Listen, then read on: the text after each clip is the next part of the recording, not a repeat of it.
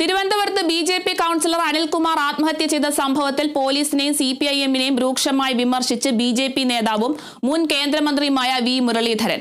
അനിൽകുമാർ ആത്മഹത്യ ചെയ്യാൻ കാരണം CPIM-ന്റെയും പോലീസിന്റെയും ഗൂഢാലോചനയാണെന്ന് വി മുരളീധരൻ ആരോപിച്ചു. ആത്മഹത്യയ്ക്ക് കാരണക്കാരായ പോലീസ് ഉദ്യോഗസ്ഥർക്കെതിരെ നടപടി ആവശ്യപ്പെട്ട് ബി.ജെ.പി തമ്പാനൂർ പോലീസ് സ്റ്റേഷനിലേക്ക് പ്രകടനം നടത്തി. അനിലിനെ ഭീഷണിപ്പെടുത്തിക്കൊണ്ട് അദ്ദേഹത്തെ ആത്മഹത്യയിലേക്ക് നയിച്ച ഒരു സാഹചര്യം സൃഷ്ടിച്ചത് CPM നേതൃത്വവും തിരുവനന്തപുരത്തെ പോലീസും ചേർന്നാണ് എന്നാണ് ഞങ്ങൾക്ക് കിട്ടിയിട്ടുള്ള വിവരം.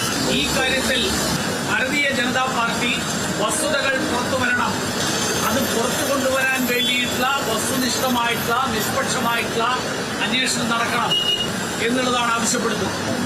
പോലീസ് രാഷ്ട്രീയ യജമാനന്മാരുടെ താളത്തിൽ ഒപ്പിച്ച് തുള്ളുന്ന സമീപനം, ആ സമീപനം അവസാനിപ്പിക്കണം.